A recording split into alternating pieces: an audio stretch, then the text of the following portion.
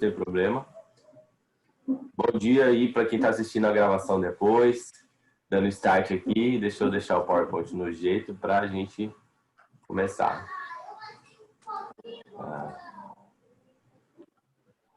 Share screen.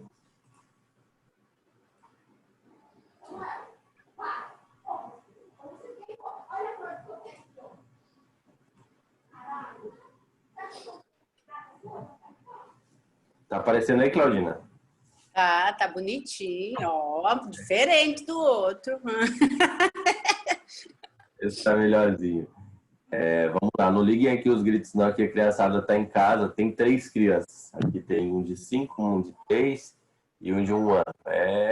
Estão ali fora do... Você postou, eu falei, gente, são 3 pequenos. É isso. E aí, pra você ter uma noção, pra eu conseguir fazer as coisas, tem que se revezando, eu e a mulher. Então tem dia que ela passa a manhã inteira trabalhando e eu fico cuidando deles. Aí de tarde eu vou pro escritório e aí assim a gente fica revezando. Agora de manhã eu vou dar aula, de tarde provavelmente ela vai fazer algumas coisas dela. Aí ela emburaca lá pro quarto, pro computador, e eu fico com eles na sala, na varanda, brincando e assim vai. Mas é assim mesmo. Saudades de uma creche, saudades de uma escolinha. Mas vamos que vamos. Gente, mas já tá voltando, não tá?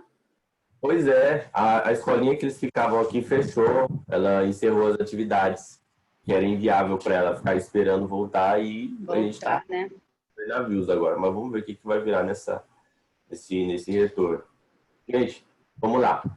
Primeiro passo que a gente precisa entender e sempre revisar e frisar é sobre o processo de intermediação financeira, né? Que é o quê? Pegar dinheiro de um agente superavitário, que é a pessoa que tem um superávit, que tem uma sobra de recursos, né, e transferir esse dinheiro lá na mão do agente deficitário, que é o agente que tem uma falta desse recurso, que precisa de dinheiro para alguma finalidade que seja, né, que ele é um tomador. Então, no meio disso, a gente tem a instituição financeira fazendo esse processo, fazendo essa intermediação. E é isso que constitui o sistema financeiro nacional. Ele pega dinheiro de quem tem sobrando e coloca dinheiro na mão de quem tem uma falta, na mão de quem precisa desse recurso. E aí, para isso, ele cobra um spread, né? Que é a diferença do que ele cobrou de quem está tomando dinheiro emprestado para o que ele pagou de quem está deixando o dinheiro guardado lá no banco, dinheiro guardado lá na aplicação, tá bom? Então, tem que entender esse movimento. A instituição financeira atua aí nesse meio, fazendo essa ponte entre esses dois agentes. Aqui é um esqueminha do Sistema Financeiro Nacional, mas esse aqui fica melhor, ó. Por exemplo, aqui a gente tem as entidades normativas, né, que são quem manda. Por exemplo, o Conselho Monetário Nacional, ele está lá no topo da cadeia, né? É o cara que manda neles. A gente usa esse macetezinho aqui também. Conselho, ou seja, composto por pessoas, é um grupo de pessoas que define para onde que vai os rumos das finanças daquele país. Então, ele é composto por três integrantes, né? Que é o ministro da Economia, que é o antigo ministro da Fazenda, presidente do Banco Central e secretário especial do Ministério da Fazenda. Então, essas 3 pessoas compõem. Só que um tem que mandar mais, né? Um tem que ser superior ali no grupo desses 3, que no caso é o ministro da Economia, o nosso Paulo Guedes. E aí, do lado, pessoal, vocês vão ver aí o CNSP e o CNPC. Eles são os órgãos máximos quando a gente está falando aí de seguros privados e de previdência complementar. Então, quando a gente falar de SUSEP, por exemplo, assim, ó, quem que dá as diretrizes do previdência aberta ou de seguros gerais? CNSP. Vocês podem usar como assim o macetezinho, o Pzinho aqui no final, ó. Previdência aberta. CNSP, Conselho Nacional de Seguros Privados, ou Conselho Nacional ou dos seguros, né? De seguros das pessoas aqui. Então, a Jaqueline está entrando. E o CNPC é a entidade que normatiza e que define as diretrizes da Previdência Complementar Fechada, que são os fundos de pensão. Então, a ideia é assim, o CNPC e o CNSP é como se fossem o CMN do Banco Central, entendeu? Só que eles dois também respondem e estão embaixo do guarda-chuva do CMN como um todo. E aí, os supervisores ou executores, que são as entidades aqui que que vão colocar a mão na massa são aquelas lá que a gente já viu algumas vezes. Banco Central, que vai cuidar de toda a parte de banco, cooperativa, ele que vai fiscalizar, né? Também, pessoal, aí a CVM, só que tem um que é supervisão conjunta. Por exemplo, corretoras e distribuidores de títulos e valores imobiliários, que são ali, por exemplo, XP, Genial, Guide, enfim, elas têm supervisão conjunta. Então, por exemplo, a XP, ela é supervisionada tanto pela CVM quanto pelo Bacen. Por que isso? O que vocês me diriam o porquê que é dessa forma? Bom dia, Jaqueline. Bom dia, Edgar. Bom dia, turma. Cheguei um pouquinho atrasado, que eu estava acordando aí. Por que vocês acham que é uma supervisão conjunta? Quem se arrisca aí a me ajudar?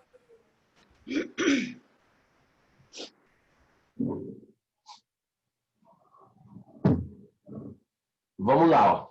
Vou ajudar vocês. Quem que coordena a política cambial do país? Quem que coordena a política cambial? Porque tem quem define a diretriz, né? Quem que define a diretriz, a gente sempre está falando aqui dessa linha de cima, né? Desses órgãos maiores aqui. No caso aqui, ó, quem que coordena a política cambial? Banco Central. O que uma corretora faz? Ela também pode fazer, dentre as suas atribuições, ela pode fazer câmbio, né? Então, como ela pode fazer câmbio, além de ela estar sujeita aqui à supervisão do CVM, ela também está sujeita à supervisão do Banco Central. Porque o câmbio é a entrada e saída de uma moeda estrangeira do nosso país, né? Então, por exemplo, aqui, ó, diz respeito a bancos, está aqui debaixo do guarda-chuva do Banco Central. Diz respeito a fundos de investimentos, ações, ou seja, valor mobiliário, está aqui do guarda-chuva da CVM. O que está aqui embaixo da SUSEP, pessoal? Vamos lá. Seguro de vida, seguros gerais, né? Todos os tipos de seguro, título de capitalização, o que mais? Previdência complementar aberta, ou seja, aquela que é vendida aí no banco, na instituição de vocês, aquela que qualquer um pode entrar, que não tem uma regra assim, ó, só pode entrar se for funcionário, se for filiado, enfim, alguma coisa desse tipo. Então, essa previdência complementar aberta está no guarda-chuva da SUSEP. E o fundo de pensão está no guarda-chuva da Previ, beleza? Então, entendido essa primeira parte aqui, pessoal? A gente vai entrar no detalhe aqui, por exemplo, de Banco Central, e vai entrar no detalhe dos outros também, mas essa primeira parte é fundamental vocês entenderem, tá? Aqui, ó. Aí a gente tem o Sistema Financeiro Nacional, embaixo dele a gente tem Mercado de Moeda, Crédito, Capitais e Câmbio, que é Guarda Central e CVM, Seguros, Previdência Complementar Aberta e Resseguros. Detalhe aí, eu esqueci de falar o Resseguros. Todo mundo sabe o que é um resseguro, né?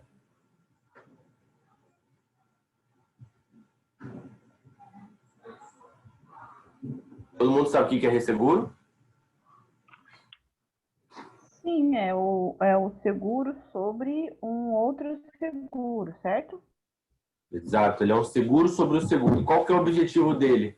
É diminuir o risco, porque a seguradora que está buscando um resseguro, ela avalia que se der o sinistro, né, o sinistro é a ocorrência ali do que aquele seguro está cobrindo, vai ser pesado demais para ela arcar sozinha.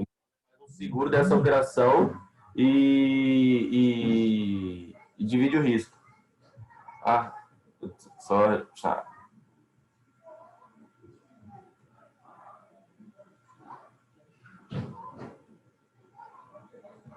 Entendeu? E divide esse risco. Acontece muito isso com seguro de aeronave, com seguro de seguro agrícola, né? Ô, Renata, aí em Tangará, você já chegou de fazer seguro do agro?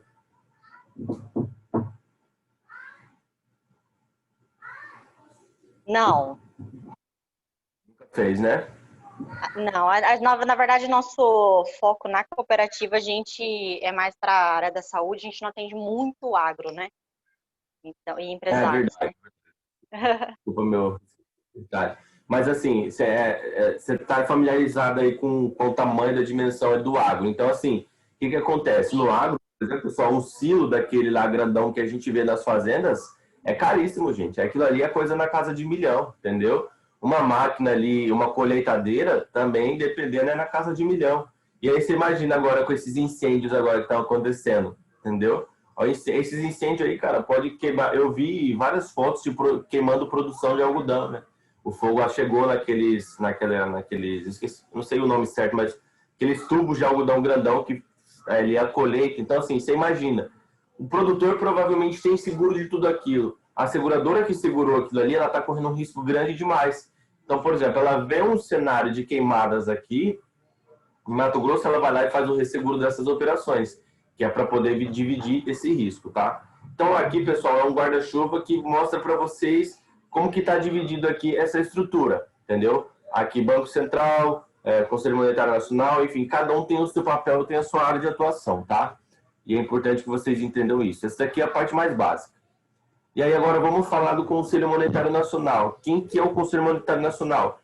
É a entidade máxima, é o cara que está lá no topo, é o órgão que é o chefe supremo aí do Sistema Financeiro Nacional. Conselho Monetário Nacional, o cara que manda neles, entendeu? Quem que preside esse conselho? Que são 3 pessoas, então alguém tem que mandar mais. Alguém tem que ter ali a palavra de ordem, a palavra que vai definir o rumo. Quem que é essa pessoa? Paulo Guedes, que é o ministro da Economia, né? Ele é o cara que vai falar assim, olha, faz isso, faz aquilo, compra isso, compra aquilo, vende, imprime moeda, não imprime moeda, enfim, ele faz toda essa diretriz. E aí, quem que é a composição? Muita atenção nisso aqui, tá, pessoal? Ministro da Economia, presidente do Bacen. O presidente do Bacen, ele não é ministro, mas ele tem um status como se ele fosse ministro, tá? E o secretário especial de Fazenda do Ministério da Economia. São essas 3 pessoas. Muita atenção nos verbos. Estabelecer diretrizes. Isso aqui eu já falei várias vezes, esse exemplo, mas vou repetir. O que é estabelecer a diretriz para vocês? É você pegar e falar assim, olha, eu quero, por exemplo, você vai chamar o arquiteto e o engenheiro e vai falar para eles como que você quer a sua casa. Fala, olha, a casa ela tem que ter tantos quartos, tem que ter piscina, tem que ter uma varanda, um muro, tem que ter ali um pé direito mais alto, enfim, você vai falar para ele as diretrizes, como que você quer aquela casa. Mas você não vai botar a mão na massa para desenhar o projeto e nem para executar o projeto. O que você fez? Você falou, pronto. Vem ele, pega essa diretriz que você falou e coloca em prática. Coloca a mão na massa e executa e faz aquilo acontecer. Isso é estabelecer a diretriz. Agora você imagina, tirando o exemplo da casa, a gente está falando de todo o sistema financeiro, do dinheiro das pessoas, né? Então, o CMN ele estabelece diretriz de política monetária, ou seja, de impressão da moeda, de quantidade de moeda disponível no mercado, né? E aí, dentro da política monetária, a gente tem várias formas disso aí acontecer, que é o redesconto, depósito compulsório, o open market, a gente vai entrar no detalhe delas. E a política cambial, que ou seja, como que está a nossa moeda frente à moeda estrangeira. Vocês já pararam para analisar, por exemplo, por que o arroz está tão caro?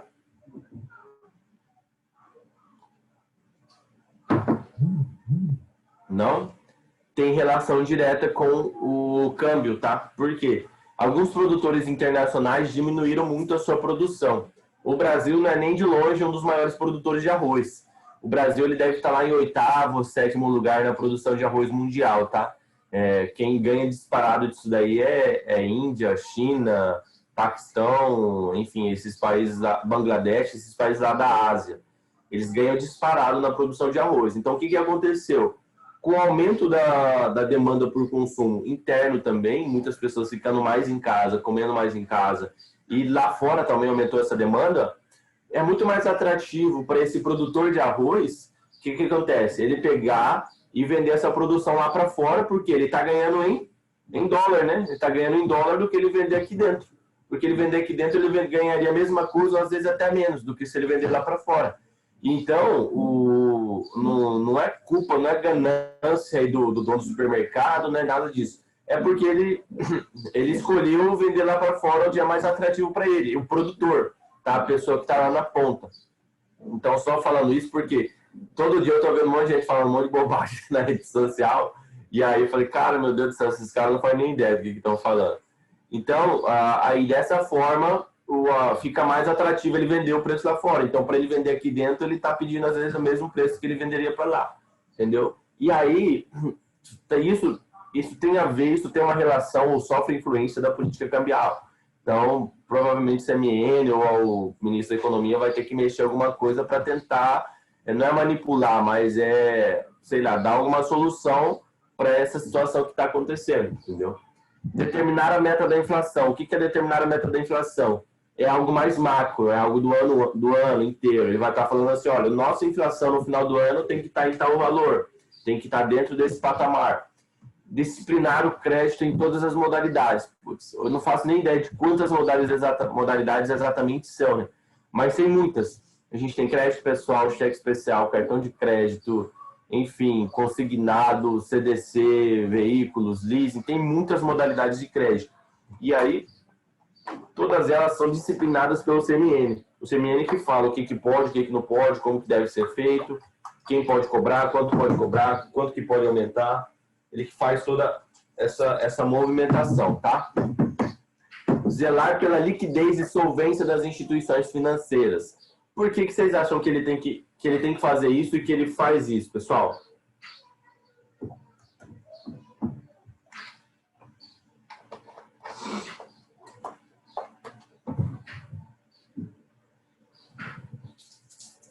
Pessoal, vamos lá, quero a participação de vocês. Por que vocês acham que ele tem que fazer isso?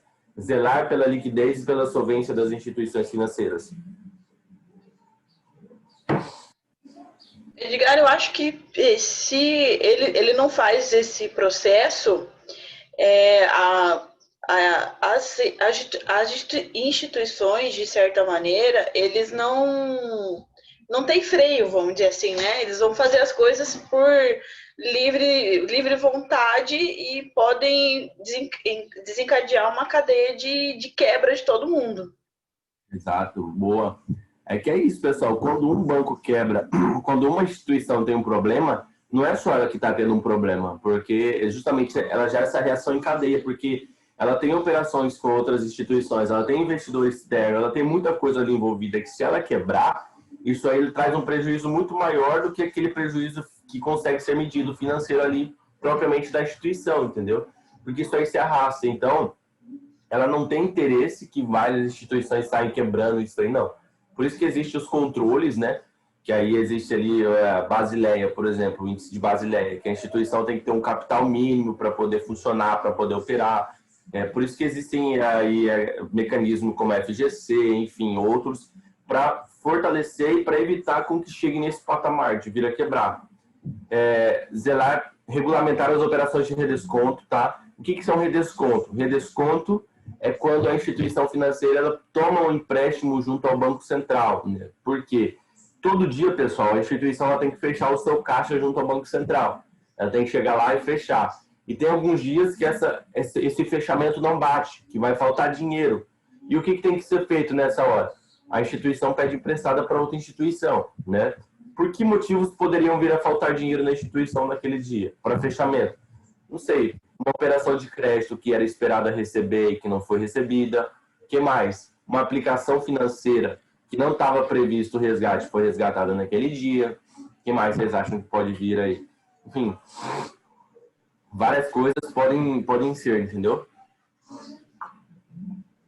E aí, com o redesconto, se nesse processo de emprestar dinheiro de um banco para o outro não conseguir suprir essa demanda, essa necessidade da instituição financeira, ela vai emprestar esse dinheiro de quem? Do Banco Central. Do Banco Central, entendeu? Só que o Banco Central ele cobra uma taxa um pouquinho mais cara do que a instituição cobraria uma da outra. Por quê? É uma forma de alerta, uma forma de falar, ó, se liga, você tá descontrolado, você está gastando mais que deveria, você deveria se organizar melhor, entendeu? Então, assim, faz esse processo para suprir essa demanda, dar um redesconto de liquidez, é o nome correto, é o nome técnico, né? Dar novamente liquidez para aquela instituição financeira atuar. Espera aí, rapidão. Rapidinho.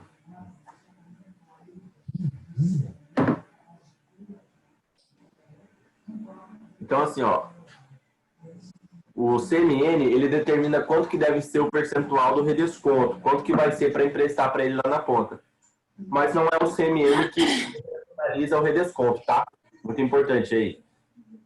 Ele autoriza e ele fala quanto que deve ser ali o percentual do redesconto, quanto que vai ser cobrado, quanto que pode, quanto que não pode.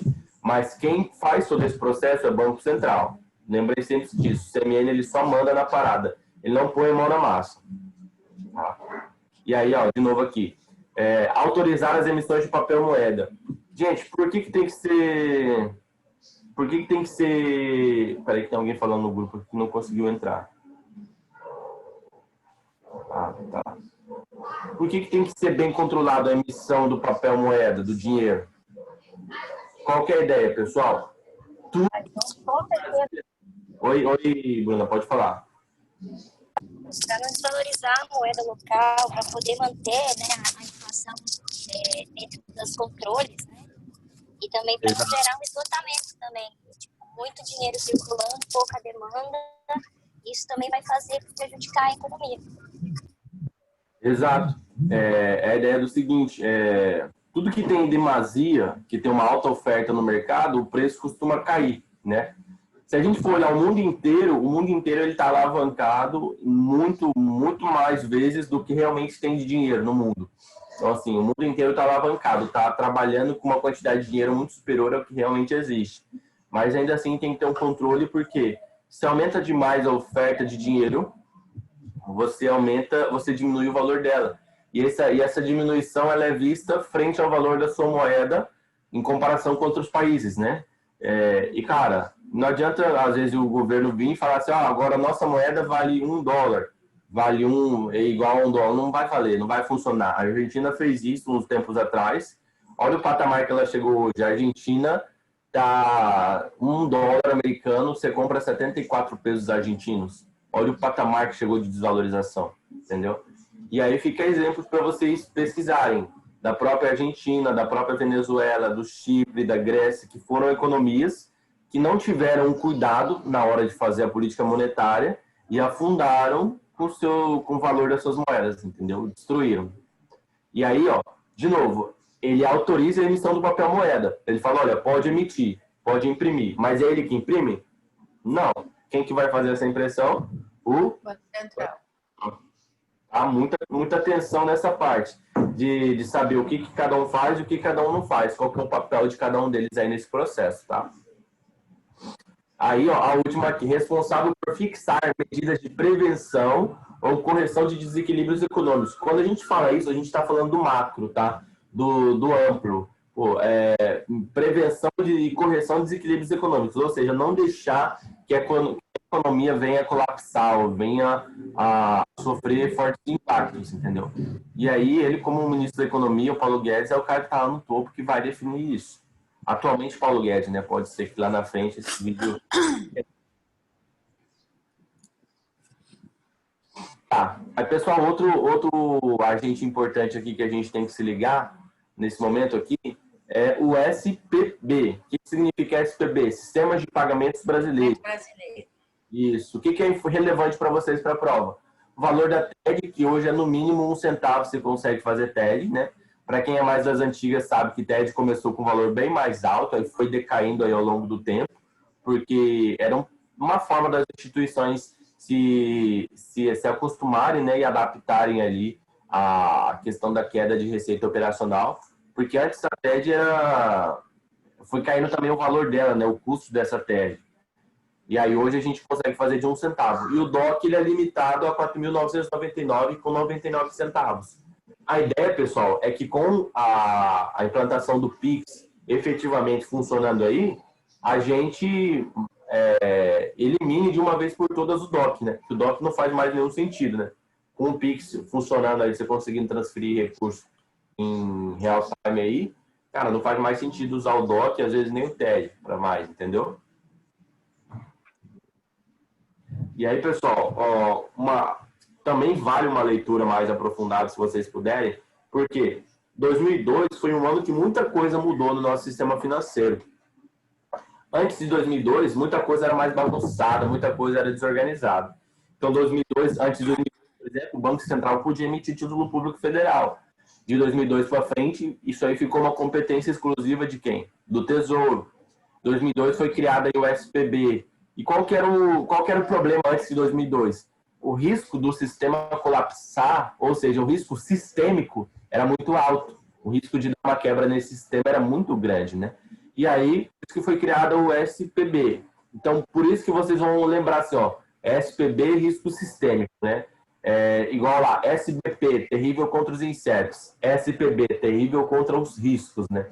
Ele que vai visar o risco. Então, normalmente, se tiver SPB no enunciado, você vai procurar risco sistêmico nas alternativas. Se tiver risco sistêmico no enunciado, você vai procurar SPB nas alternativas, tá? Essa que é a ideia.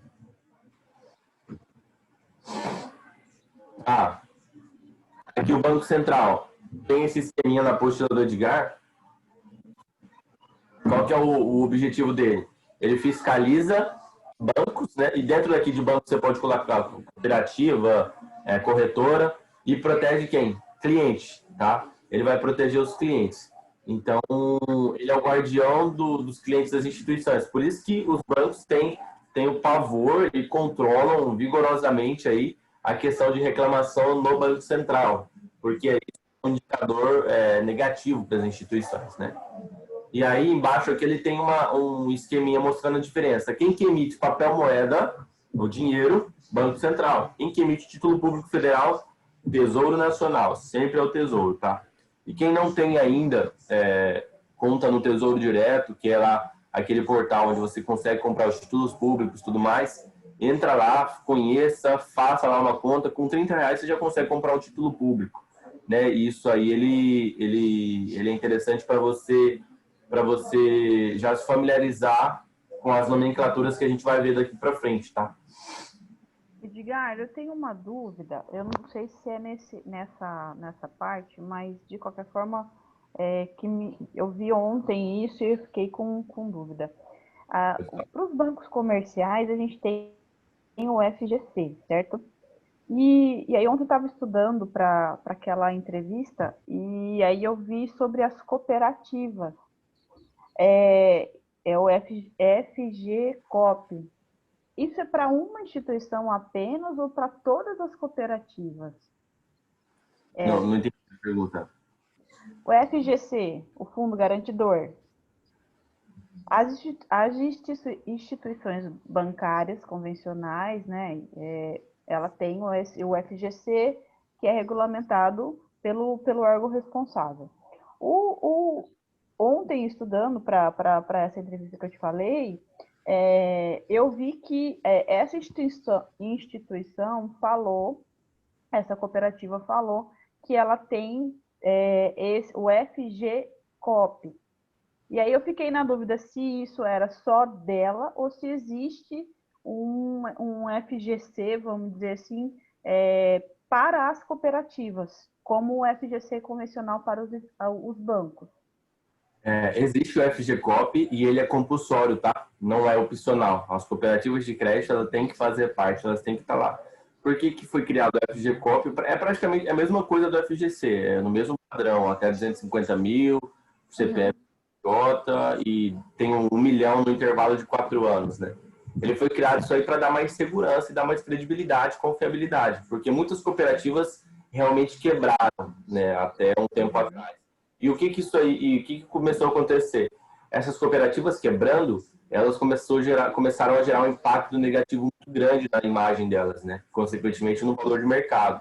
E aí as cooperativas começaram a fazer algo que é salvar umas às outras, né? Por exemplo, Sicredi. Você nunca vai ver uma cooperativa do Sicredi quebrando.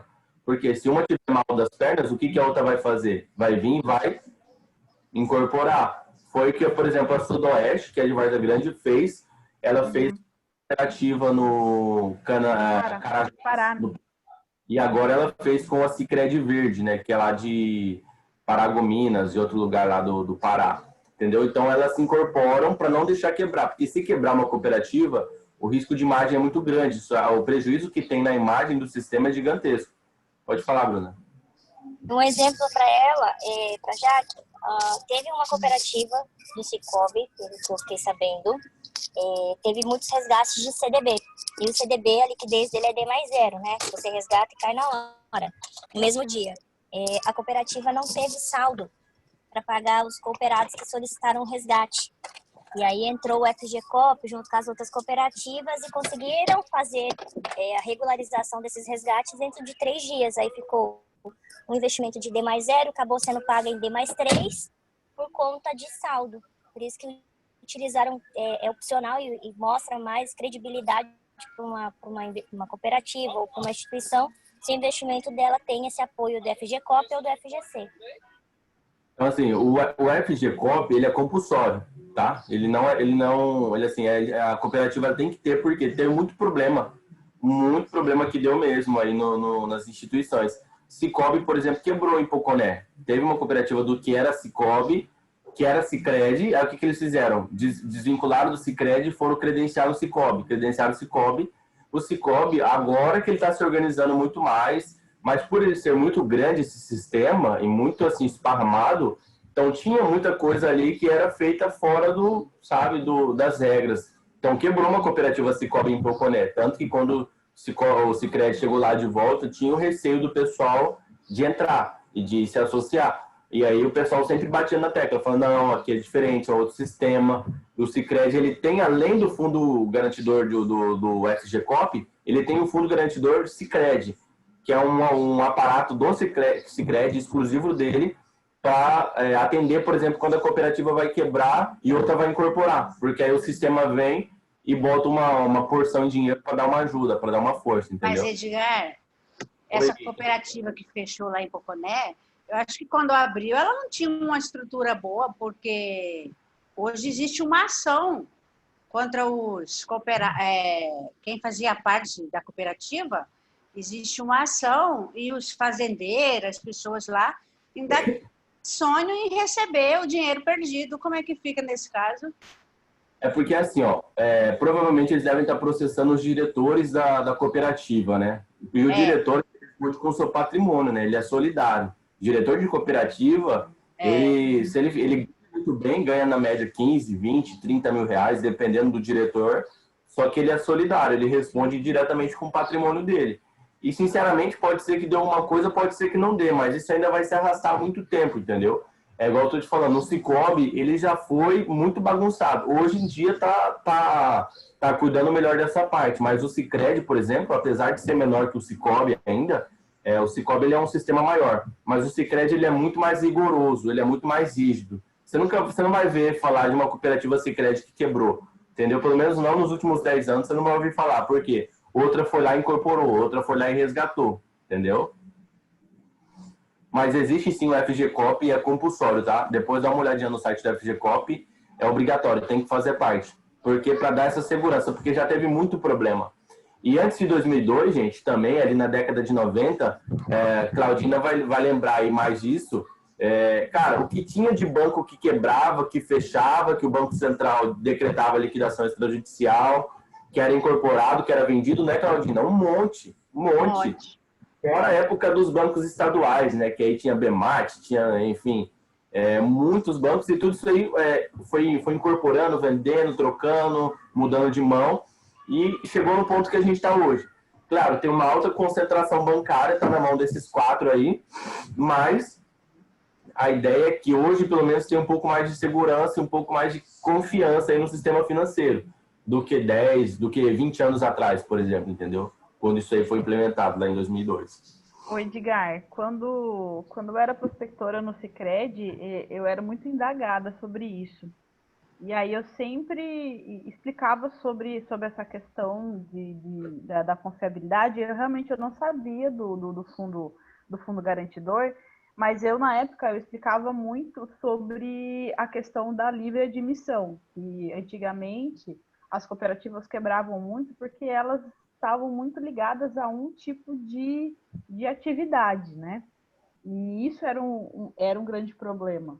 E quando passou a ser livre admissão, que parou de estar em uma cesta só, né, os ovos, isso deu uma equilibrada. Então, assim, eu convencia muito o novo associado a abrir conta na cooperativa com isso, porque essa era a pergunta-chave para eles. Sabe, assim, e também é uma orientação do Banco Central, que as cooperativas passassem a ser de livre admissão, né? E deixassem de ser implementada. Por exemplo, as cooperativas que eram De servidor público, só aqui, por exemplo, municipal e estadual, historicamente tinham resultados ruins aqui em Cuiabá, Cicobi, um monte de cooperativa aqui.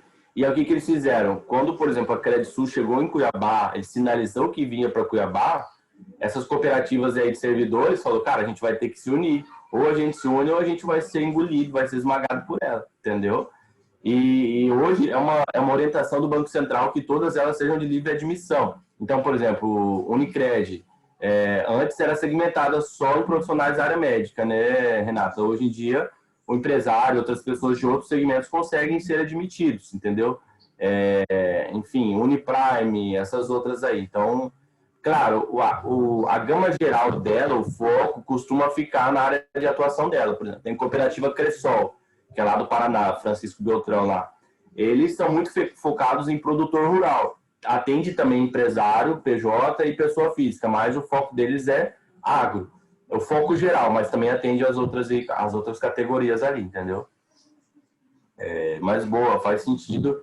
E é importante a gente ter segurança na hora de vender, né? Hoje em dia está muito mais fácil vender cooperativa que está mais pop, mas eu imagino que 4, 5 anos atrás era mais punk mesmo. Na hora que você chegava, bancos tinha crédito para oferecer, o negócio estava acelerado, qual que era a vantagem de pop, né? Era bem difícil explicar como era... Explicar em relação à cota capital era terrível, né? Terrível. Eles não conseguiam entender. Então, eu sempre usava a linguagem da sociedade mesmo. Como uma empresa, ele era sócio, enfim. Nessa toada aí, eu consegui, no primeiro ano, 1.200 contas. Graças a Deus, né? Misericórdia. Gente, só recapitulando aqui 3 tópicos antes da gente avançar no próximo. O que é política monetária, pessoal? É tudo que diz respeito à impressão de moeda, quantidade de moeda disponível no nosso país, entendeu? Ali, ó, a resposta técnica. Conjunto de medidas adotadas pelo Bacen, visando adequar os meios de pagamentos disponíveis às necessidades da economia do país. Ou seja, a oferta ela tem que estar em equilíbrio com a demanda, entendeu? Para não haver um descasamento em nenhuma das pontas. Política creditícia, né? Ou seja, ampliar a oferta e o acesso da população ao crédito, né? Ou seja, um crédito consciente, não necessariamente um crédito de qualquer forma, né? Política cambial é tudo que diz respeito à entrada e saída de moeda estrangeira, a esse fluxo, né? Esse movimento de dinheiro. E a política financeira com o exterior, conjunto de ações governamentais que buscam equilíbrio em relações a parceiros comerciais do país, né? Seja aqui do Mercosul, Estados Unidos ou Europa ou Ásia, enfim, tanto faz. E aí a gente vê também, pessoal, na sequência aqui, ó, a Comissão de Valores Mobiliários. Qual que é a ideia da Comissão de Valores Mobiliários? Ela fiscaliza as SAs abertas, né, Sociedade Anônimas Abertas, e protege quem? Protege o acionista, né, a pessoa que está comprando a ação daquela companhia, que está investindo ali naquela empresa. Lá, a Superintendência de Seguros Privados, beleza, é como se fosse o Bacen desse mercado. A Previc é como se fosse o Bacen do mercado dos fundos de pensões. FGC e FGCOP, essa regrinha que a gente acabou de falar, qual que é a cobertura? No máximo 250 mil por CPF, CNPJ, dentro de um mesmo conglomerado financeiro.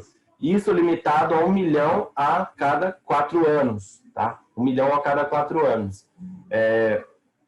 Essa semana eu fiquei sabendo que, deixa eu ver, não, é isso mesmo, limitado a 1 milhão a cada 4 anos, então tem essa janela, tá? Então, se você tiver conta em 4 instituições que quebraram e você usou do FGC 1 milhão de reais, você vai ter que esperar de novo 4 anos para poder entrar novamente no direito de fazer uso, tá?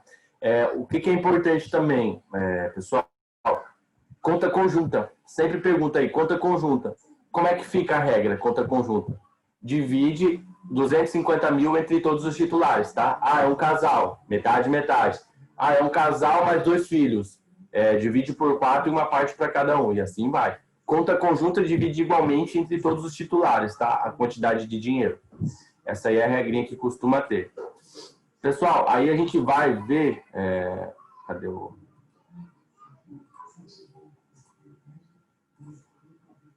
A gente vai ver Agora, falando sobre a Ambima. O que a Ambima faz e por que ela é importante para a gente? Pessoal, a Ambima resultou da fusão de quem? Da Ambid com a Andima, né? De duas entidades que eram fiscalizadoras aí do mercado financeiro e de capitais e que eram parecidas ali a sua área de atuação. Então, são 4 pilares fundamentais aí da Ambima. Representar, ou seja, diferente da FEBRABAN, que é a Federação Brasileira dos Bancos, que é como se fosse o sindicato dos bancos, a Ambima engloba bancos, cooperativas, corretoras, distribuidoras, ou seja, ela engloba um número maior de empresas do mercado financeiro. Então, quando ela quer dialogar com o poder público ou com outras classes, defendendo os interesses, é a Ambima que faz isso, entendeu? Representando o interesse dessas entidades junto aí aos outros mercados e outras empresas. Autorregular. Ela cria regras para que a própria instituição se fiscalize, para que a própria instituição se regule, né? Você nunca vai ver o fiscal da Ambima batendo lá na porta da instituição. Opa, vim falar aqui, quero ver a certificação da fulana. Não, não tem, porque é a própria instituição que vai se fiscalizar. Informar, né, divulgar preços, índices, auxiliar o acompanhamento do mercado.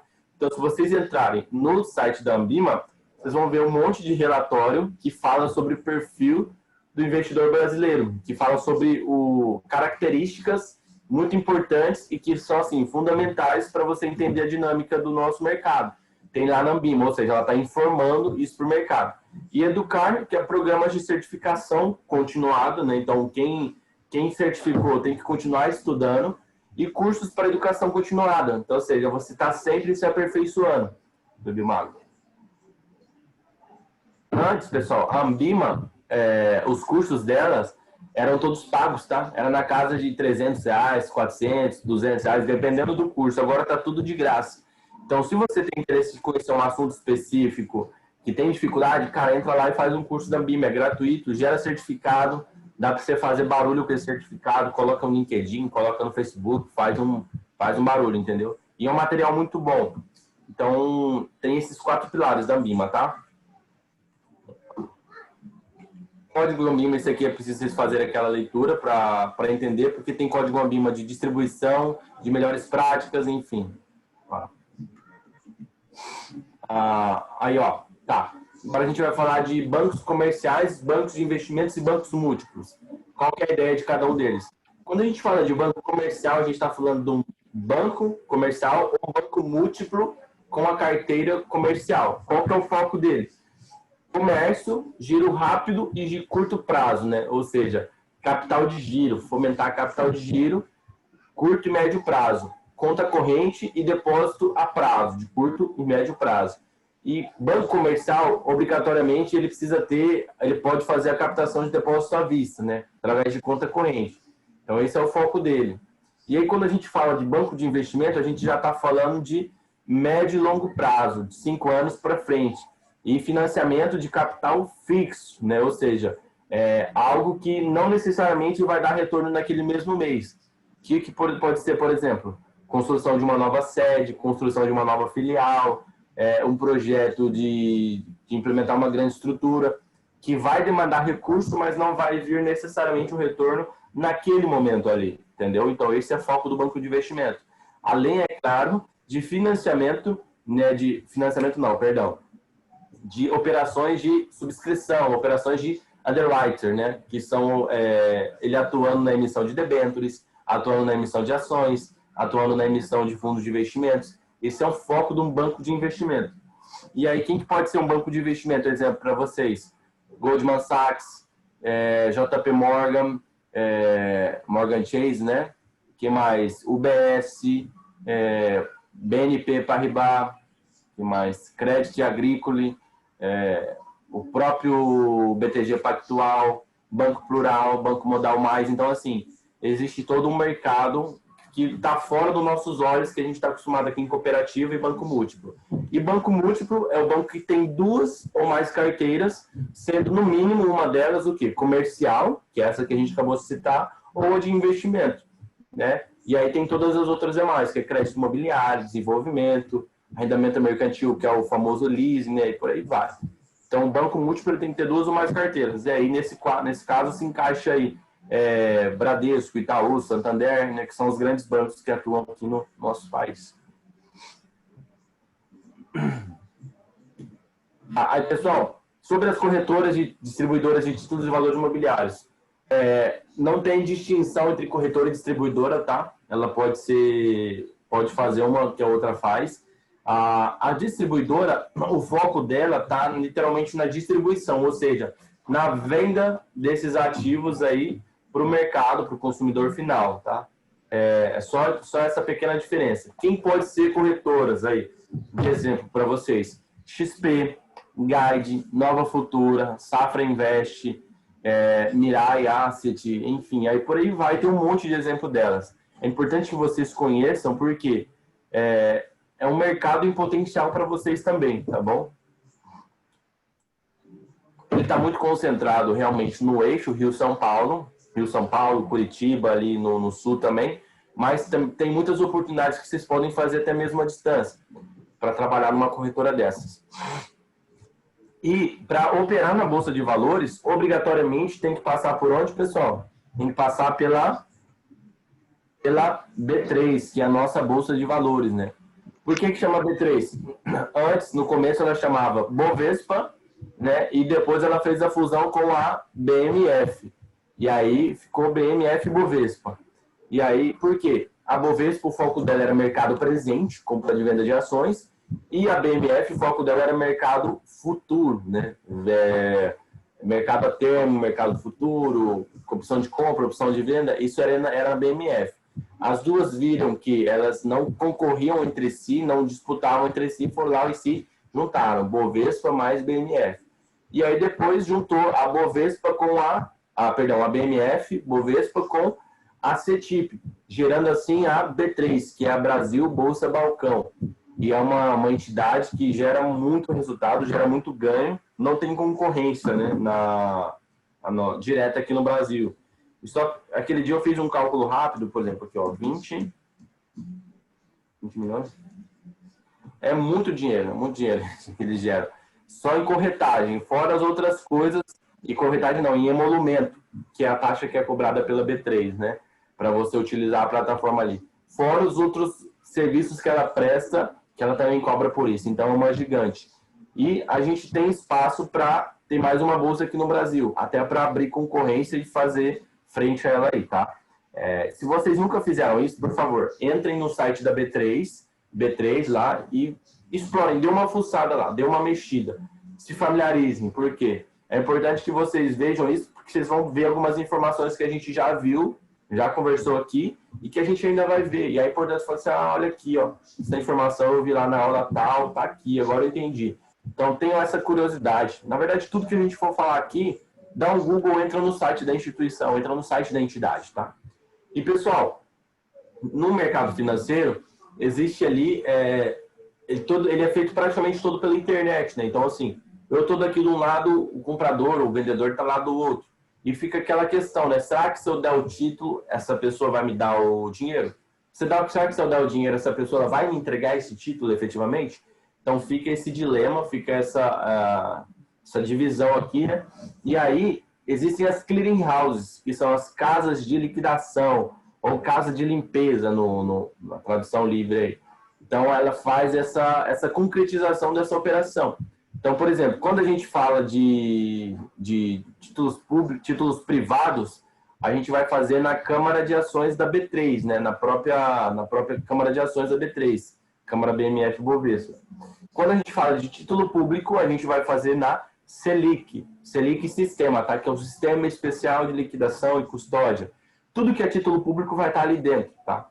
Então, essa vai ser a primeira Selic que a gente vê, sendo de 3 Selics que a gente vai ver daqui para frente, tá bom? Sistema Especial de Liquidação e Custódia. E aí, pessoal, a gente vai ver investidor qualificado, investidor profissional e investidor não residente. Qual que é a ideia de cada um desses? São níveis, né, de investidores conforme o seu volume financeiro, o seu conhecimento e a sua expertise. Então, por exemplo, todo investidor profissional, naturalmente, ele é um investidor qualificado. Todo PF ou PJ com mais de R$1 milhão, né, e mais atestar por escrito que ele é um investidor qualificado, ele é. E analistas e consultores com autorização da CVM em relação aos seus recursos, ou seja, analista de valor imobiliário, consultor de valor imobiliário. Se eu tenho essa autorização da CVM para exercer essa função, com relação aos meus recursos, eu sou um investidor qualificado. E clube de investimentos com investidor qualificado. O que é um clube de investimentos? É como se fosse um fundo de investimentos, só que uma versão menor. Porque tem que ter no máximo 50 participantes, né? 50 cotistas ali do clube. O que é um investidor profissional? Pessoa física ou jurídica com mais de 10 milhões de reais, mais o termo, tá? que atestando por escrito.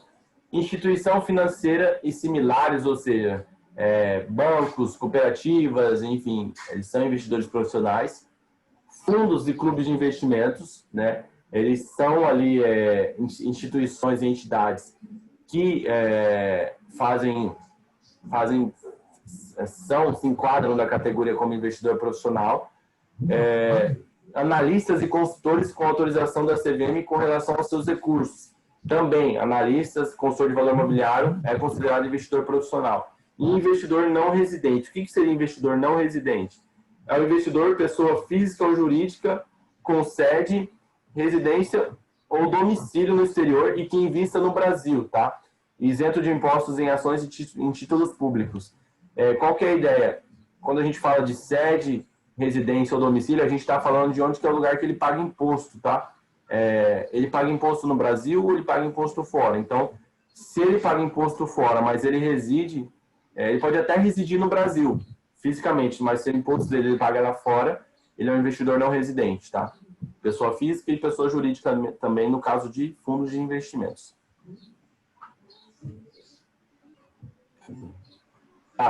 Um conceito também que a gente acabou vendo também na aula de ontem, né? Marcação ao mercado. Aí a Laura até trouxe depois uma questão lá no privado para mim, que é a diferença da marcação ao mercado para a marcação pela curva do papel, né? O que é marcação ao mercado?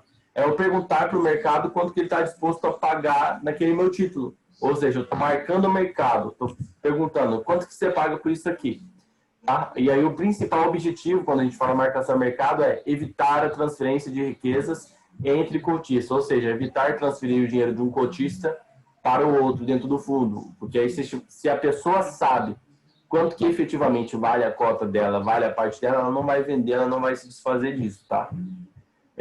Antigamente, por exemplo, debênture ainda usa a marcação pela curva do papel, marcação pela curva de juros. Existia isso aí no mercado de ações também, só que não existe mais, que na verdade, é como se você fizesse uma projeção no momento da compra de quanto que estaria valendo aquele título ali, dali a algum tempo. Só que isso aí, ele não reflete a realidade, ele tem distorção, tá bom?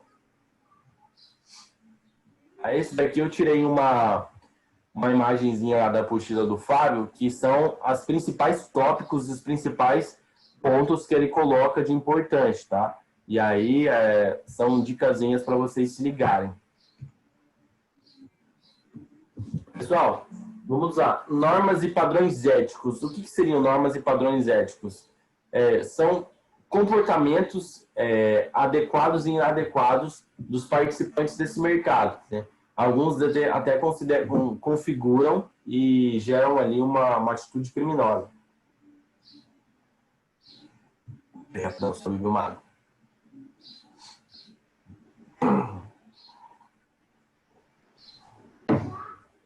Vamos lá. Insider trade. O que significa insider trade? É informação privilegiada. Uso da informação privilegiada e você consiga obter vantagem para si com essa informação. Uma informação privilegiada por si só não é um problema, mas tem que ser uma informação que ela altere ou que ela gere ali uma certa influência no valor de mercado de uma companhia, né? Para quem está operando com essa informação. Por exemplo, o horário que o guarda entra e que o guarda sai, o horário que o fulano almoça. Isso aí é uma informação privilegiada, porque ela não é de conhecimento público, não é de domínio público, porque as pessoas como um todo não sabem, só que não é uma informação que altera o valor de mercado de uma companhia, né? Ela não vai fazer o preço subir ou descer. Eu estou sabendo que ela vai comprar uma outra empresa, que ela vai incorporar um concorrente, que ela vai abrir filial em tal país. Isso sim pode influenciar, pode ser algo que tenha um impacto no valor dela, né? Então, fazer uso disso chama insider trader. Front runner. O que é front runner? Quando a gente fala de front runner, a gente está falando de uma atitude do operador da corretora, tá? Do profissional que está te atendendo, que vai executar essas ordens. Então, por exemplo, lá, a pessoa mandou uma ordem de 10 milhões de compra de ação de uma empresa tal. Na hora que eu compro isso aqui, o que vai acontecer com o preço das ações dessa empresa? A tendência é que suba, que o mercado vai notar e vai ver essa procura. Vai notar e vai ver essa procura, né? Então, quando ele subir, naturalmente, quando eu comprar, naturalmente o preço do mercado pode ser que suba. Então, o que eu faço? Eu vou lá e compro para mim primeiro. Eu passo na frente, eu corro na frente do interesse do meu cliente, do interesse do meu investidor. Ou seja, front runner, correr, front, tá na frente, né? Front runner, correr na frente. Esses dois crimes aqui, por favor, pesquisem os crimes cometidos por Ike Batista, tá? Ike Batista construiu um império milionário aí em cima de muita informação privilegiada e muita informação manipulada do mercado. Então, ele é um cara assim que foi muito esperto, muito sagaz. Muita gente ficou assim, foi à ruína por conta da atitude dele. E vale a pena conhecer a história do cara, que você vai ver muito disso aqui que a gente está vendo agora, na prática lá ele fazendo, né? E o mercado tá achando ele aí como um semideus na época, né? E todo mundo pagava pau pro cara. Edgar. Oi, Jaqueline. Eu assisti falando sobre isso, eu assisti o filme A Grande Aposta e eu confesso que eu fiquei na dúvida, porque eu vi as duas figuras, o insider e o front runner. Só que eu fiquei confusa na questão assim, o que de fato eles foram ali, né? Porque o cara que identificou a situação é um perfil, e os outros que foram descobrindo isso e foram fazendo depois é uma outra situação, mas eu confesso que eu confundi, eu não sei identificar. É que ali, ó, no caso ali daquele cara, ele identificou um comportamento no mercado como um todo, não foi uma informação específica só, entendeu? Então, é o personagem que é feito pelo Christian Bale, né? E aquele meio doidão. Isso mesmo. Então, o meio doidinho lá. Ele identificou um comportamento no mercado como um todo, ou seja, ele notou que os créditos de hipoteca estavam super alavancados, ou seja, estavam vendendo algo como baixo risco, algo que estava assim, extremamente ali tensionado, estava no final, estava extremamente esticado, né? Tanto que quando o filme mostra que ele começou a abordar os bancos e pedir para comprar, para apostar contra, o pessoal riu da cara dele, achou que ele era louco, né? E ele não viu, o detalhe assim, eu não sei, né? Porque ali é um filme, então muita coisa ali tá ali romantizada, mas aparentemente ele não pegou informação específica de uma empresa e usou aquela. Ele notou um comportamento no mercado e ele foi lá e apostou contra. Então, assim, e 2008, aquela crise lá foi um negócio assim, incomparável, né? Único. Muita gente lembro daquilo. Morreu, Eu achei bem legal a maneira como eles explicam o mercado, né? Que eles usam pessoas comuns para explicar o mercado, que nem quando ele foi explicar sobre esses fundos, que ele teve uma hora que ele coloca um chefe de cozinha para explicar, fala dos peixes e tal. Eu achei muito legal e assim muito simples de entender. Mas é isso, gente. O que eu falo para vocês? Sendo sincero, tem um cara chamado Eduardo Moreira. Ele tem um canal no YouTube, ele é um economista, um cara assim, manja muito. Ele tem um viés de esquerda, tá? Politicamente falando, ele é um cara que defende o comportamento mais da esquerda. E ele fala assim, gente, muita coisa no mercado financeiro é feita só para confundir, só para embananar mesmo. E só para, às vezes, tirar dinheiro das pessoas. E essa é a verdade, cara, porque é um mercado que movimenta bilhões e está extremamente alavancado. Quando que vai ser a próxima bolha? Quando que vai ser a próxima crise, igual a 2008? Não sabemos. Enfim, mas o mercado ele é muito alavancado e tem muita coisa que existe realmente só para confundir. E só para embolar a sua cabeça, entendeu? Que o básico já serviria.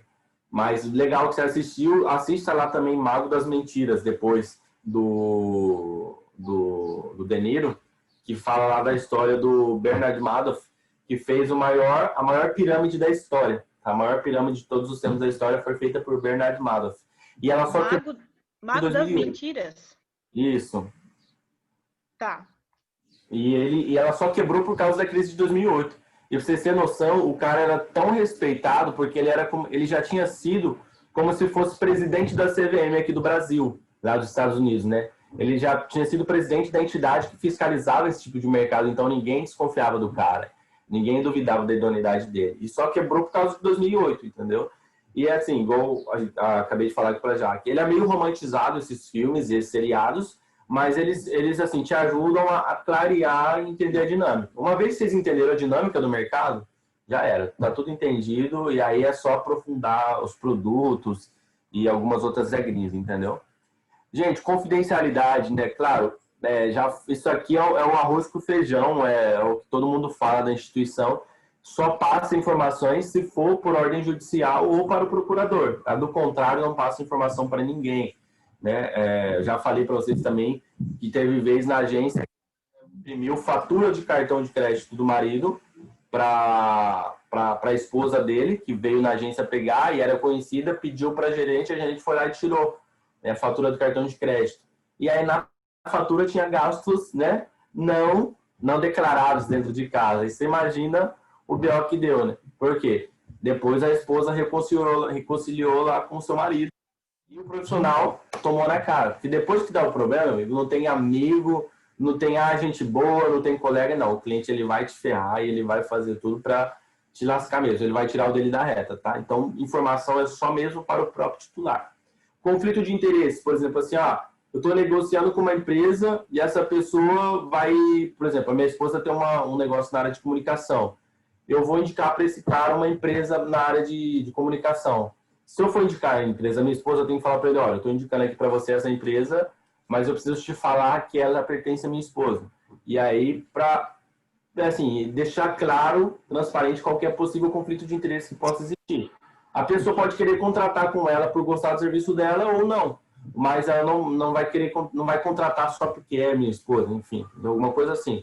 Então, o conflito de interesse ele tem que ser exposto, ele tem que estar sempre assim claro para o cliente qualquer conflito que possa existir. Porque se o cliente, mesmo assim, resolver contratar, foi explicado e foi exposto para ele naquele momento, tá?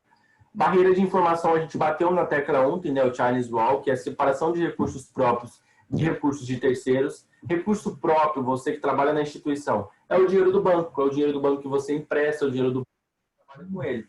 Recurso de terceiro é um dinheiro que você que está ali na instituição, como se fosse... Peraí que deu um bug na minha cabeça aqui. É o dinheiro que está dentro dos fundos de investimentos, né? Peraí que alguém mandou um negócio. Recurso de terceiros é o recurso que está dentro dos investimentos, ou seja, perante a instituição que tem esse recurso sendo administrado, é o recurso dos cotistas, né? É o dinheiro de quem colocou dentro do fundo de investimentos. Daí tá tranquilo para vocês, né? Recurso próprio e recurso de terceiro. Sim. Tá.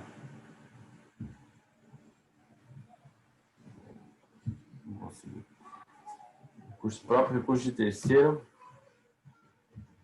Pessoal, aqui, ó, isso aqui é chave, é arroz com feijão também em qualquer instituição que vocês forem trabalhar, seja banco, cooperativa, corretora.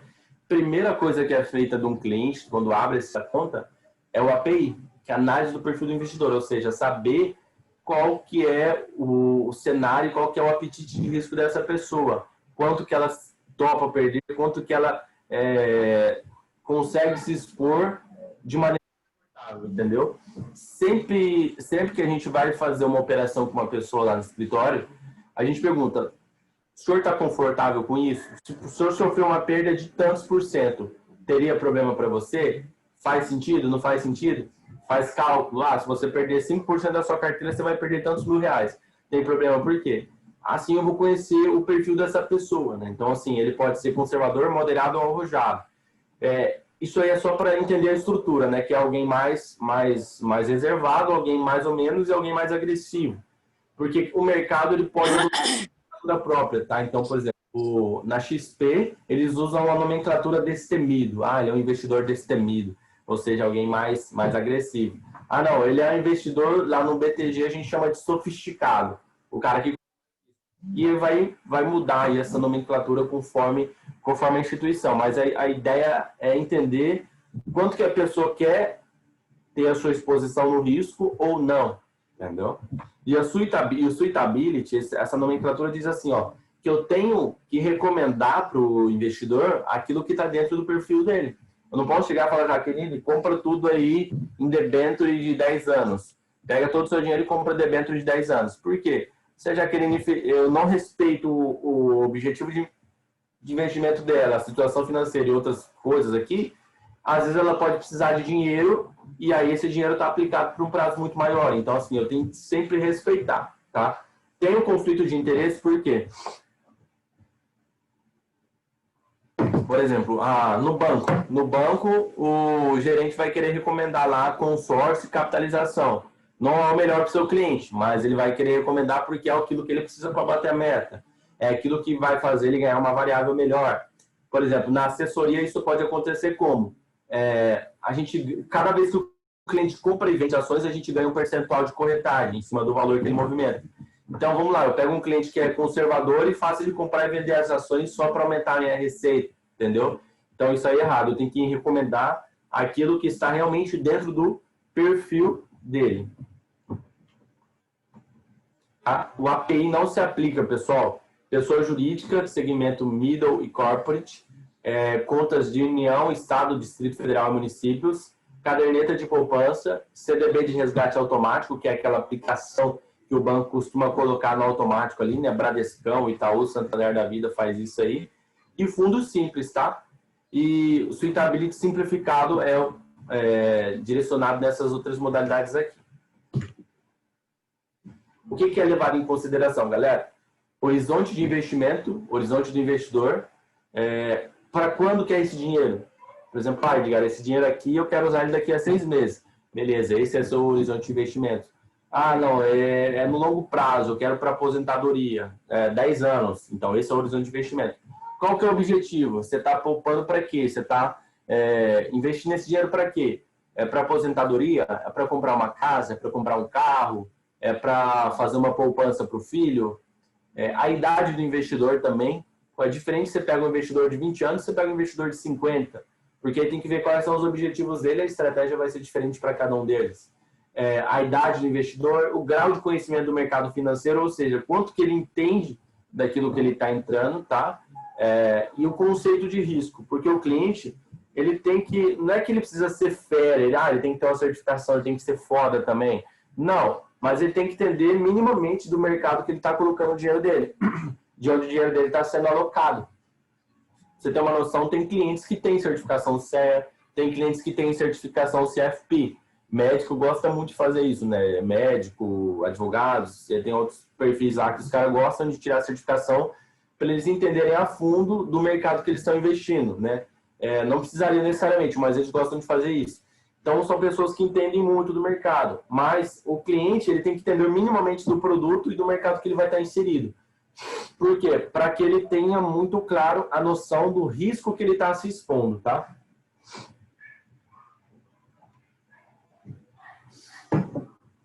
Vocês vão notar, pessoal, que ele não está seguindo necessariamente a sequência da apostila, tá? Eu estou pegando e lançando as bases dos conceitos que vocês precisam para a gente começar a lançar depois as matérias mais pesadas e mais chatinhas. Então, ele não está seguindo necessariamente o conceito da apostila.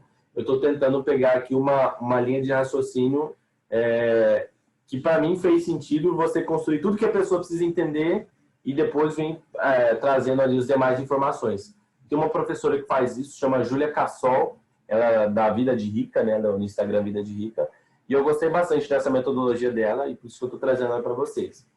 Tá? E aí, pessoal, a gente vai entender o conceito de risco. O que é risco? Quando a gente fala em risco, automaticamente vem na cabeça da gente perda, né? Ah, tô perdendo dinheiro, tô tendo um prejuízo. E aí tô tendo uma queda ali do meu dinheiro. Não necessariamente significa isso, tá, pessoal? Pode ser que você tenha tido risco e não necessariamente você perdeu. Então, o risco é a possibilidade de ter um retorno diferente do esperado. Ah, eu esperava ganhar X, eu ganhei Y. Eu esperava atingir esse patamar, atingir outro. Ah, risco de crédito. O que é risco de crédito? A gente vai ouvir falar muito dele aqui. Risco de crédito é o risco de não ter os pagamentos honrados, ou seja, o risco de não honrar com seus pagamentos, de não cumprir com seus compromissos financeiros, né? Isso é risco de crédito. É quando o credor não recebe o dinheiro que ele emprestou, tá? É o calote, a inadimplência, é não pagar suas dívidas. O que não tem risco de crédito, pessoal? Qual que é o ativo que não tem risco de crédito? Que sempre cobra nas provas.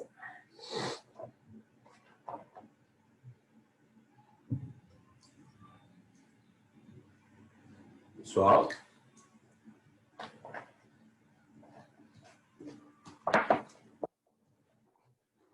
Galera, qual que é o risco, qual que é o ativo que não tem risco de crédito? Vamos lá.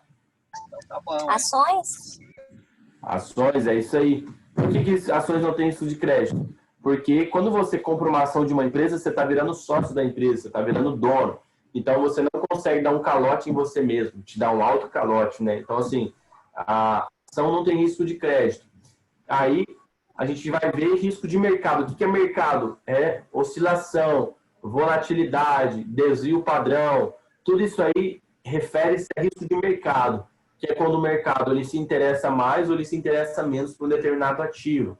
Por exemplo, VEG, Magazine Luiza, enfim, essas empresas, elas têm uma alta procura do mercado, ou seja, o mercado gosta muito delas e procura muito elas, então o risco de mercado delas é baixo. E aí, mas é a oscilação, essa volatilidade. Risco de imagem. O que é risco de imagem? É quando tem algum dano na imagem da empresa. Né? Quando a empresa tem um escândalo de corrupção, um escândalo sexual, alguma coisa que isso aí afete o valor de mercado dessa companhia. Seja ele qual o problema que for. De novo, BTG Pactual, quando o presidente André Esteves foi envolvido ali em corrupção da Lava Jato, o que aconteceu? Teve um baque na imagem, teve um dano na imagem, que até hoje a gente ainda tem que ficar contornando essa situação que ocorreu, né? E aí, isso aí influenciou diretamente no risco de mercado, porque caiu quase 17% as ações da empresa naquele dia, né? Ou seja, um dano na imagem afeta o valor de mercado da minha companhia, como o mercado enxerga, né? E aí, risco de imagem também está ligado à ingerência, tratar mal os seus idosos, como que a companhia ela se preocupa ou não com seus clientes lá na ponta, como é que ela é vista no ranking do Bacen, na lista do Reclame Aqui, por aí vai, tá? Risco operacional. O que seria risco operacional? É o risco de... Risco operacional, pessoal, é o risco que a gente chama do dedo gordo, né? Por exemplo, do profissional que trabalha na corretora, que na hora que você liga lá para dar ordem, ele, em vez de ele digitar 10, ele digitou 100. Em vez de comprar 10 unidades de ações de uma empresa, comprou 100 unidades, comprou 1000. Então, assim, é o risco do dedo gordo, é o risco de um erro do operador dessa corretora. Risco de liquidação. Risco de liquidação é o risco daquela operação não ser concretizada, né? Não ser efetivada. E para que a gente tem para combater o risco de liquidação, pessoal, mesmo? A gente tem as clearing houses, né?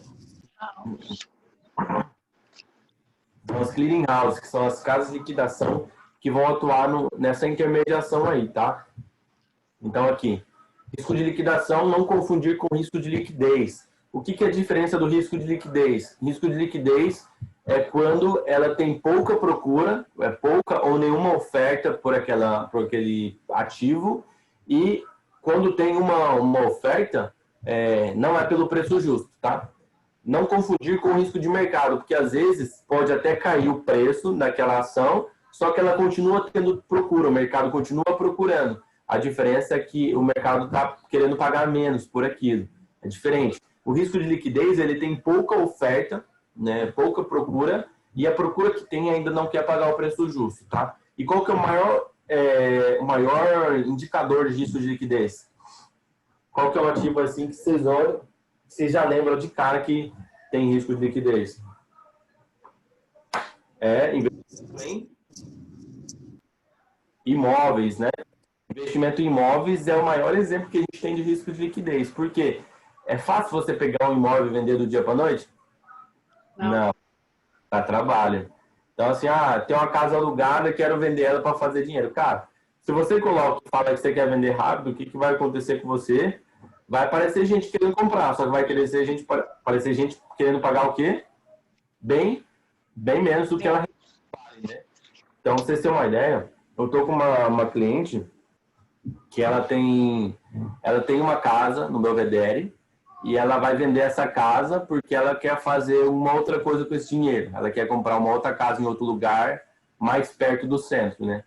E aí, olha pra você ver a cabeça dela. Ela queria comprar um outro terreno, acho que no Florais, e mandar construir uma outra casa lá dentro.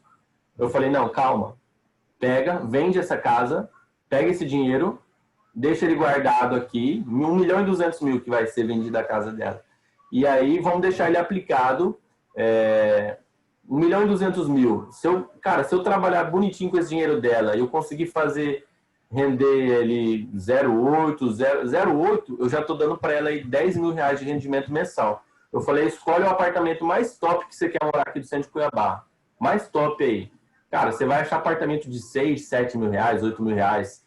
Ou seja, o dinheiro dela trabalhando para ela, sem diminuir nem um centavo, ela ia estar pagando o aluguel desse apartamento top aqui. E eu falei, deixa o seu dinheiro quieto aqui. Na hora que a gente achar uma oportunidade boa, a gente compra essa casa para você. Né? Ou você chega com esse dinheiro à vista, compra uma casa no Florais ou em outro condomínio aqui da região central que seja interessante para você também. E ela falou, é verdade. Porque assim, qual que é a ideia disso? Ela vai ter mais tempo para pensar. Ela vai ter mais tempo para pensar o que ela realmente quer fazer. Entendeu? Se ela realmente quer comprar essa casa ali, se ela não quer, o que ela quer fazer com esse dinheiro, enquanto isso o dinheiro está lá guardado. Então, assim, por isso que é importante vocês orientarem os seus clientes, vocês terem essa confiança, ganharem a confiança deles e a ponto de chegar e falar assim, olha, calma, não faz isso. Não chega nem compra. Porque o que acontece? Se você chega com o dinheiro na mão e fala, eu quero comprar, cara, o corretor ele vai ver que você está buscando, que você está interessado e vai vir e vai ganhar dinheiro em cima de você. E vai botar o preço que ele quiser e você vai pagar. E agora quando você fala assim, não, tá aí dinheiro, na hora que aparecer uma oportunidade boa eu compro. Mas tô com pressa não, deixa aí. Uma hora eu faço negócio. O que acontecer? Você vai ter acesso a melhores oportunidades, tá? E risco de liquidez ele tem muita relação com o imóvel. Então, por exemplo, pessoal, quem tem hoje aí, mas tem gente que fala assim, eu quero comprar um imóvel para eu pôr para alugar, para eu ganhar dinheiro no aluguel. Cara, será que compensa? Às vezes você comprando cotas de fundo imobiliário que te paga todo mês dividendos, né, aluguéis, você vai ter uma renda parecida com o seu aluguel e sem ter o risco de liquidez, ou seja, sem o seu dinheiro estar travado, está bloqueado. E aí, risco legal. O que é risco legal? É o risco do descumprimento de normas legais, né, de legislação, ou seja, quando uma instituição, ela por alguma razão ou outra, ela descumpre uma norma, ela descumpre ali uma regra, e essa regra, e isso aí acaba gerando prejuízo para ela, tá?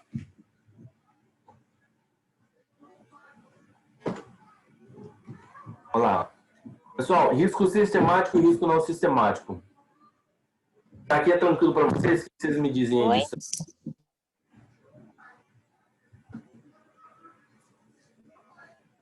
Risco sistemático. Risco sistemático é o risco do sistema como um todo, né? Ou seja, ele não diversifica. O que pode ser risco sistemático? A eleição americana, as decisões do Bolsonaro aí, que é o presidente atual. Enfim, são coisas que estão fora do nosso controle. São coisas que estão fora da nossa alçada. Por mais que a gente tente, a gente não consegue influenciar nisso. A gente não consegue diversificar esse risco de alguma forma, porque ela está fora do nosso alcance, algo que está distante, né? E o risco não sistemático, ou seja, é um risco que ele não é do sistema como um todo, mas ele é um risco específico, ou seja, ele é de uma empresa, um determinado setor, um segmento. Esse sim a gente consegue diversificar, esse sim a gente consegue atuar nele, tá?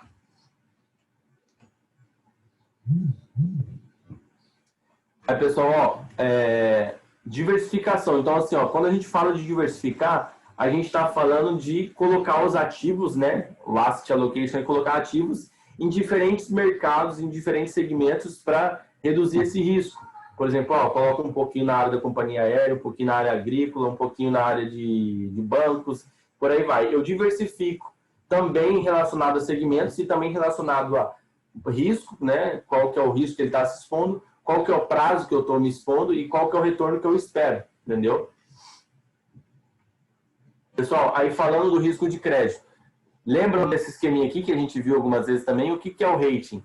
Rating é a classificação do risco de crédito, é a possibilidade daquele título vir a sofrer ali a inadimplência, né? Então, assim, ó, a gente tem lá do A maior até aqui para baixo.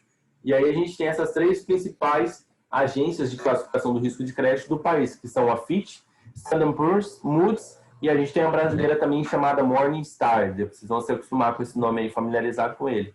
Então, quanto mais para cima tá, menor é o meu risco de crédito.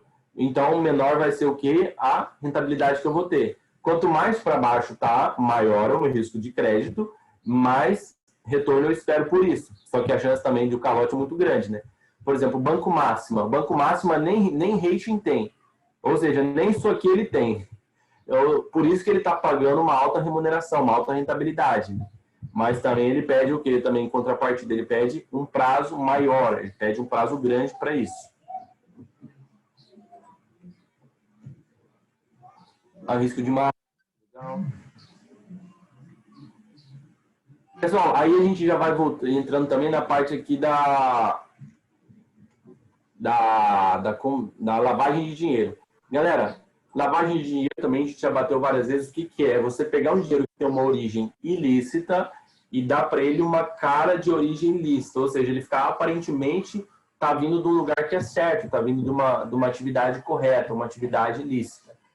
O que vocês vão lembrar? Da moedinha, né? Coin. Coin significa moeda em inglês. Colocação, ocultação, integração. Essa é a sequência que ocorre. O que é a colocação? É a primeira fase, é a fase que está mais perto da origem punitiva. Por exemplo, eu estou indo depositar o dinheiro nas contas. Ele usa também esse termo, fazer o dinheiro passar pelo caixa dos bancos, né? Então, eu estou indo depositar, estou indo inserir esse recurso no sistema financeiro, eu estou colocando, eu estou mais próximo da origem punitiva. E aí, ocultação. Ocultação, eu vou fazer processos para distanciar, para desvincular, para não conseguir achar aonde que esse dinheiro surgiu, de onde que esse dinheiro veio, né? Então, integração é a última fase, é a fase que esse dinheiro retorna como uma origem aparentemente lícita para a economia, tá? É a fase que esse dinheiro ele ganha uma cara ali de correta. Então, assim, ó, colocação, ocultação e integração. Primeira fase mais próxima da origem punitiva. Colocação. Ocultação, distanciar, fazer operações para confundir. Então, o dinheiro caiu na conta, já vai transferindo, já vai movendo, saca, deposita. Integração, trazer de volta esse recurso. Como que verifica isso? Por isso que tem as normas que dizem que a cada tanto tempo tem que ser atualizado o cadastro. Eu esqueci o número da norma, mas acho que é a 2025 do Banco Central. Né? Que a cada um ano aí tem que atualizar o seu cadastro. A comprovação de renda. A pessoa ganha R$2.000, ela tem que ter o comprovante de R$2.000. Se ela começar a movimentar 10 mil, pô, tem alguma coisa errada. Ou ela está com o cadastro desatualizado, ou tem alguma coisa acontecendo aí que está distante demais do que ela declarou porque realmente está acontecendo. Qual que é o prazo que tem que se guardar os documentos, pessoal? Isso aqui é importantíssimo. 5 anos da data da conclusão da transação ou do encerramento da conta. Fiz um depósito aqui e eu tenho que guardar por quanto tempo? Por 5 anos esse registro tem que estar ali nos dados ali do banco. Encerrei a conta, esse dossiê tem que ficar por pelo menos 5 anos, porque se precisar, por alguma razão, acessar essa informação está lá disponível. Qual que é a penalidade para quem pratica crime de lavagem de dinheiro, pessoal? Reclusão de 10 anos, né? De 3 a 10 anos e multa. Ou seja, vai pegar nessa janela de 3 a 10 anos mais uma multa pecuniária. Qual que é o valor máximo dessa multa? Essa multa é o valor da operação, ao dobro do valor da operação, ao dobro do lucro da operação, não excedendo qual que é o númerozinho mágico lá,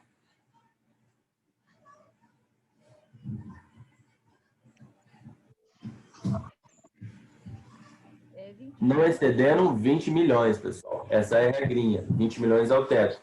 E aí, ó, qual que é o... Aí tem a questão da informação para o COAF. COAF é o Conselho de Controle das Atividades Financeiras. É o órgão que vai fiscalizar, é o órgão que vai fazer todo o esforço no combate à lavagem de dinheiro, é o COAF.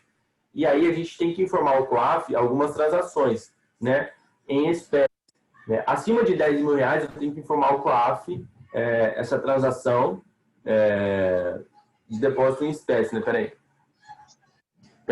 Acima de 10 mil reais, eu tenho que identificar quem está fazendo isso, identificar o portador.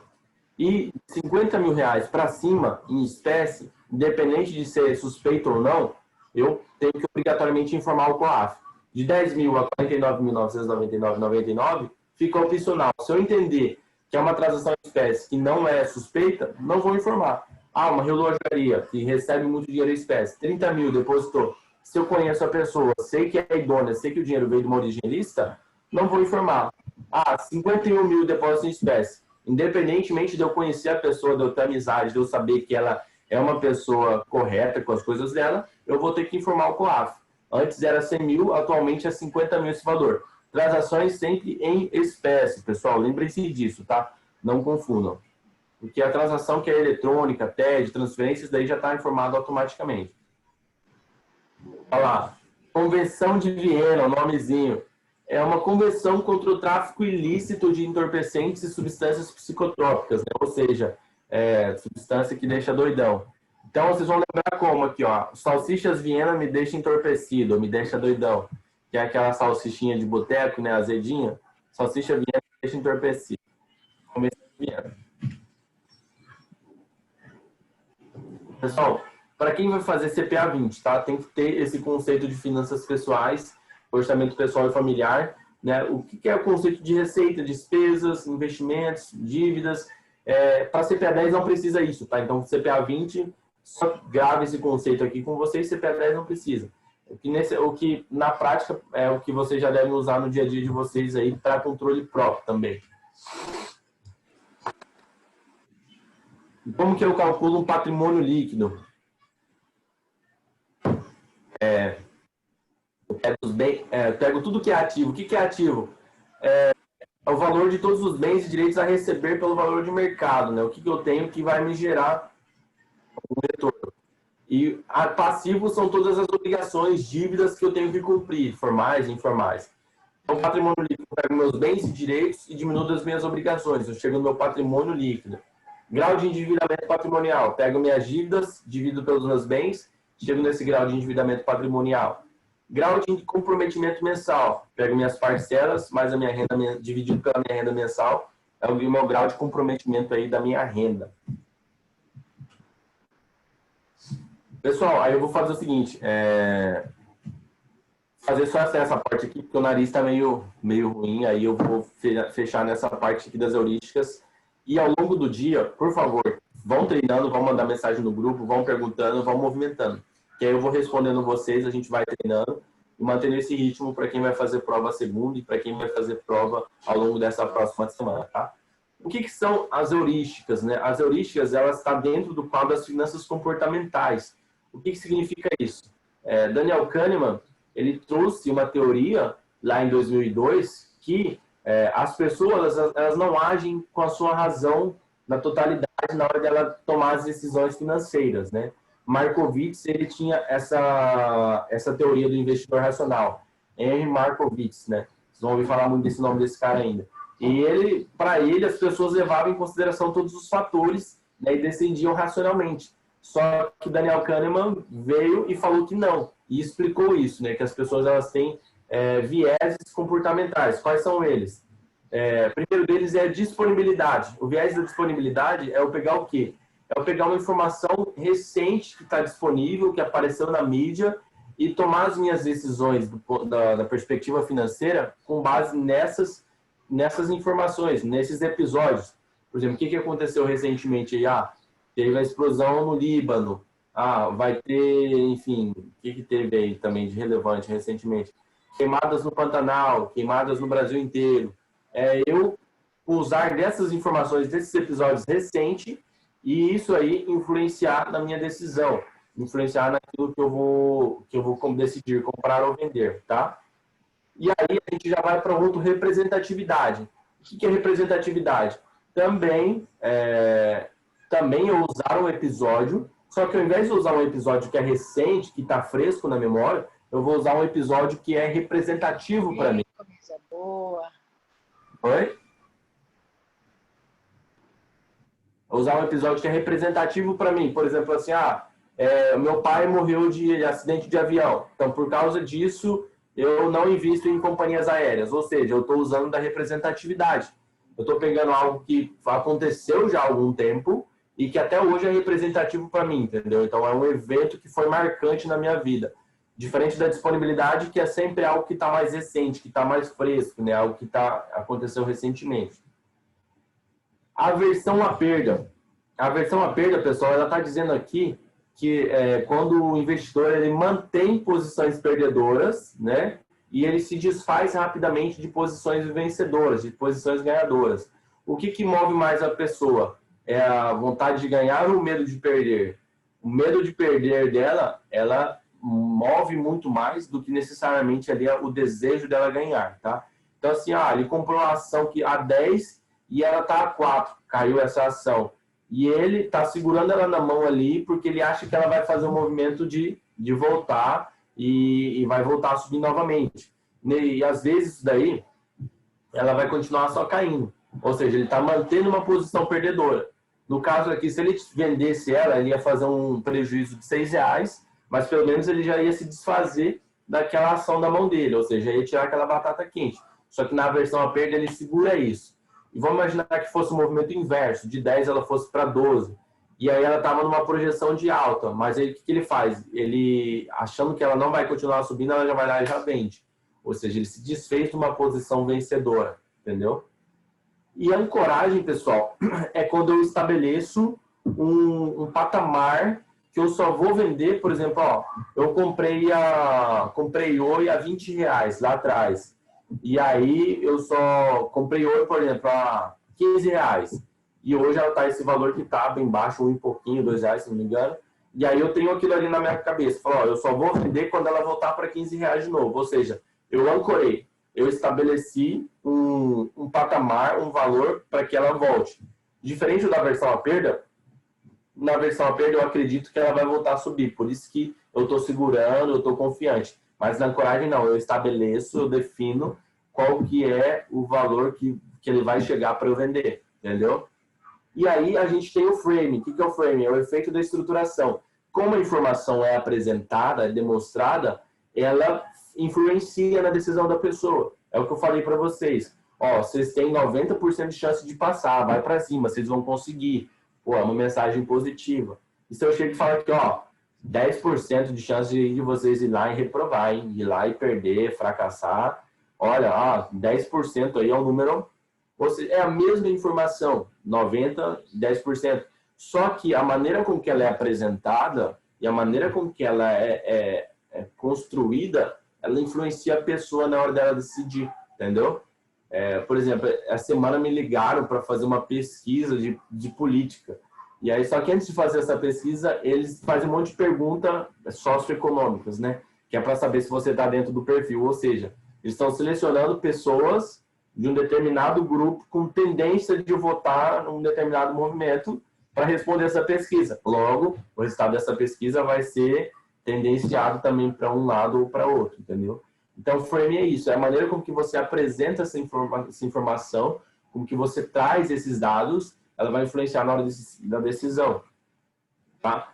E, pessoal, esse PDF, esse PowerPointzinho tá lá no grupo, tá? Esse daqui também é o resumo que o Fábio fez na apostila no final do módulo 2, que são os pontos importantes.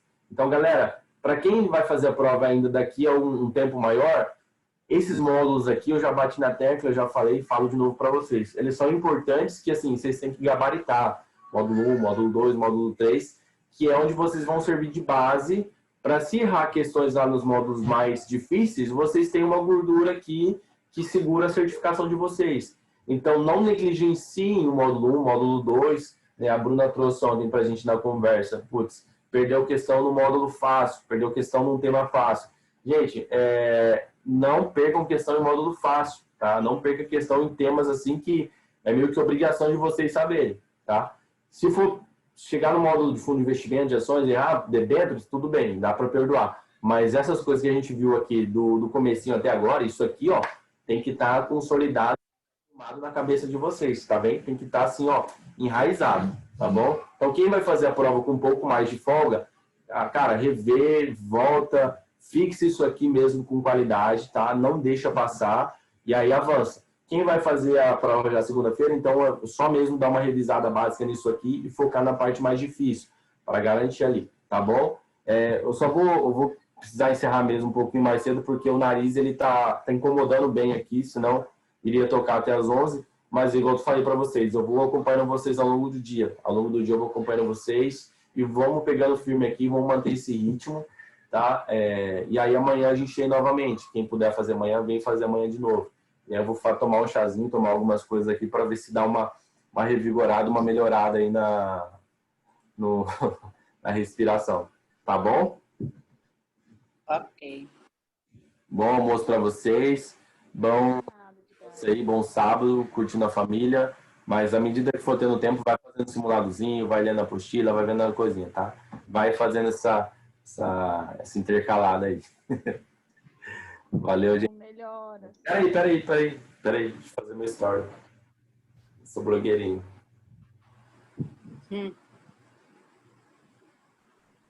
Peraí.